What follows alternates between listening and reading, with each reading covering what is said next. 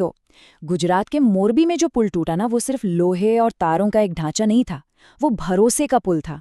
और ये कहानी ये सिर्फ एक हादसे की नहीं है, ये कहानी है उन चेतावनियों की जिन्हें पूरी तरह से नजरअंदाज कर दिया गया।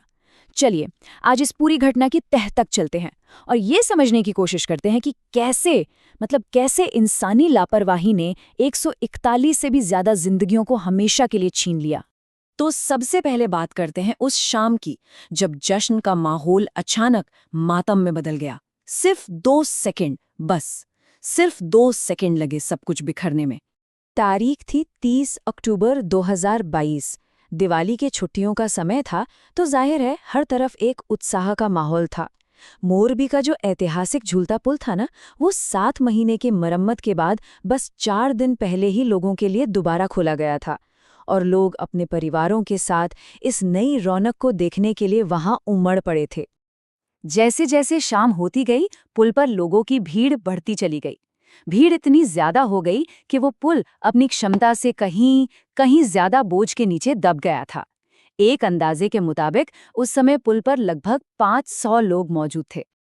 अब जरा सोचिए, एक ऐसा पुल जो सिर्फ 125 लोगों का वजन उठाने के लिए बना था, उस पर उसकी क्षमता से 4 गुना ज्यादा लोग थे। पुल पर तिल रखने तक की जगह नहीं थी। और इस खतरनाक भीड़ के बीच कुछ लोग मजाक में पुल को जोर जोर से हिला रहे थे, इस बात से बिल्कुल अनजान कि वो असल में मौत को दावत दे रहे हैं। और फिर वही हुआ जिसका डर था। एक कान फाड़ देने वाली आवाज आई और पुल की एक मेन केबल जो सालों से जंग खा रही थी, वो टूट गई। पुल बीच से मुड़ गया और एक झटके में सारे के सारे लोग नीचे उफनती मच्छू नदी में जा गिरे। सिर्फ 2 सेकंड और हंसी ठहाकों की जगह चीख पुकारने ले ली। तो ये हादसा सिर्फ स्टील और केबल का टूटना नहीं था, ये जनता के भरोसे का टूटना था। अब सवाल ये उठता है कि क्या इसे सिर्फ एक हादसा कहकर भुला दिया जाए, या ये कुछ और था? क्या इसे हम कुदरत का कहर मान ले, या फिर ये इंसानी लालच और घोर लापरवाही का नतीजा था? क्योंकि जैसे जैसे हम इस मामले की परतें खोलेंगे, ये साफ होता जाएगा कि ये त्रासदी अचानक नहीं हुई, बल्कि इसे होने दिया गया। देखिए, सबसे पहले ये समझना जरूरी है कि एक हादसा और लापरवाही में फर्क क्या होता है।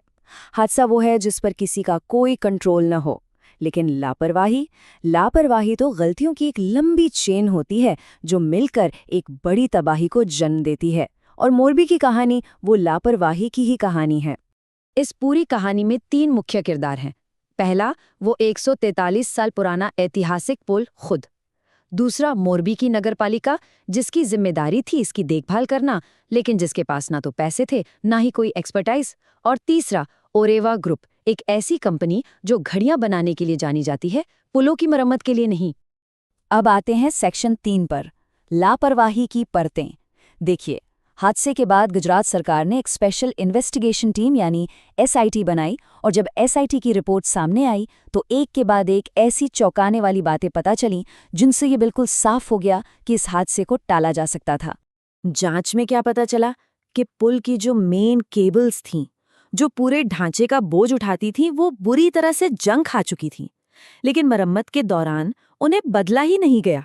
इतना ही नहीं, पुल का पुराना लकड़ी का फर्श हटाकर उस पर भारी एल्युमिनियम की चादरें डाल दी गई, जिससे पुल पर वजन और बढ़ गया। और सबसे बड़ी लापरवाही, पुल को दोबारा खोलने से पहले ना तो कोई फिटनेस सर्टिफिकेट लिया गया और न ही कोई लोड बेरिंग टेस्ट किया गया। ये विडंबना देखिए, जिसे रेनोवेशन कहा जा रहा था, उसने असल में पुल को पहले से भी कहीं ज्यादा खतरनाक बना दिया था। फर्श को भारी कर दिया, लेकिन जो पुरानी जंग लगी केबलें उस वजन को थामे हुए थीं, उन्हें वैसे का वैसा ही छोड़ दिया गया। और गलतियां सिर्फ कंस्ट्रक्शन में ही नहीं थीं। भीड़ को कंट्रोल करने के लिए अनट्रेन्ड दिहाड़ी मजदूरों को काम पर रखा गया था।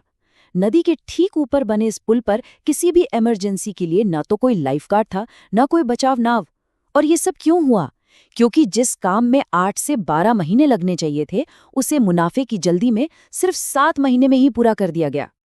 इस जल्दबाजी के पीछे की वजह, शायद ये आंकड़ा हमें कुछ बता सके। हादसे वाले दिन 30 अक्टूबर को कुल 3165 टिकट बेचे गए थे। ये नंबर साफ साफ दिखाता है कि कैसे लोगों की सुरक्षा से ज्यादा कमाई को अहमियत दी गई। तो जब ऐसा लग रहा था कि शायद जवाबदेही तय ही नहीं होगी, तब न्यायपालिका ने एक ऐसा कदम उठाया जिसने पूरे मामले का रुख ही मोड़कर रख दिया। गुजरात हाईकोर्ट ने किसी की याचिका का इंतजार नहीं किया। उसने खुद अखबारों की खबरों के आधार पर इस मामले को उठाया, जिसे कानूनी भाषा में कहते हैं सुओ मोटो कॉग्निजेंस लेना। ये एक बहुत ही दुर्लभ और बड़ा कदम था, जिसने सरकार और अधिकारियों पर तुरंत जवाबदेही का दबाव बना दिया। सुनवाई के दौरान तो एक और हैरान करने वाली बात सामने आई। पता चला कि ओरेवा ग्रुप को 15 साल का ये कॉन्ट्रैक्ट बिना किसी टेंडर के सिर्फ 1.25 पेज के एक अग्रीमेंट पर दे दिया गया था। कोर्ट ने इस पर बहुत सख्त टिप्पणी की और इसे सरकार की तरफ से दी गई खैरात तक कह दिया। कोर्ट के इस दखल का असर भी तुरंत देखने को मिला। महीनों तक फरार रहने के बाद ओरेवा के एमडी जयसुख पटेल को आखिरकार सरेंडर करना पड़ा, और फिर एक ऐसा कदम उठाया गया जो पहले कभी नहीं देखा गया था। गुजरात सरकार ने लापरवाही के लिए पूरी की पूरी मोरबी नगरपालिका को ही भंग कर दिया। और बात यहीं खत्म नहीं हुई। कोर्ट ने ओरेवा ग्रुप को आदेश दिया कि वो सरकारी मुआवजे के अलावा पीड़ितों के लिए अंतरिम राहत के तौर पर 14.62 करोड़ रुपए जमा करे, ताकि उन परिवारों को थोड़ा सहारा मिल सके। सेक्शन 5 न्याय कटघरे में। अच्छा, तो गिरफ्तारियां हुई, मुआवजे का आदेश भी हुआ, लेकिन सबसे बड़ा सवाल तो अब भी बाकी है। क्या पीड़ितों को सच में न्याय मिला? चलिए देखते हैं कि क्रिमिनल केस आज किस मोड़ पर खड़ा है। इस मामले में कंपनी के मालिक जयसुख पटेल समेत कुल 10 लोगों को गिरफ्तार किया गया, और इन सभी पर गैर इरादतन हत्या जैसे गंभीर आरोप लगाए गए। लेकिन आज की कड़वी सच्चाई कुछ और ही कहानी कहती है। आज की तारीख में सभी 10 आरोपी जमानत पर बाहर हैं। जी हाँ, शुरुआती इनकार के बाद धीरे धीरे एक एक करके सबको जमानत मिल गई। मुकदमे की सुनवाई 2026 की शुरुआत में फॉर्मली शुरू तो हो चुकी है, लेकिन ये एक बहुत लंबी और धीमी प्रक्रिया साबित हो रही है। लगभग 300 गवाहों से पूछताछ होनी है, और इस दौरान आरोपी आज़ाद हैं, जबकि पीड़ित परिवार आज भी न्याय की राह देख रहे हैं। तो मोरबी की कहानी सिर्फ एक पुल के टूटने की कहानी नहीं है। ये हमारे सिस्टम की उस नाकामी की कहानी है जहां मुनाफे और लापरवाही ने 141 से ज़्यादा लोगों की जान ले ली। और ये हमें एक बहुत ही बुनियादी सवाल के साथ छोड़ जाती है कि जब एक सिस्टम लापरवाही को होने देता है, तो उसमें एक इंसान की ज़िंदगी की आखिर कीमत ही क्या रह जाती है।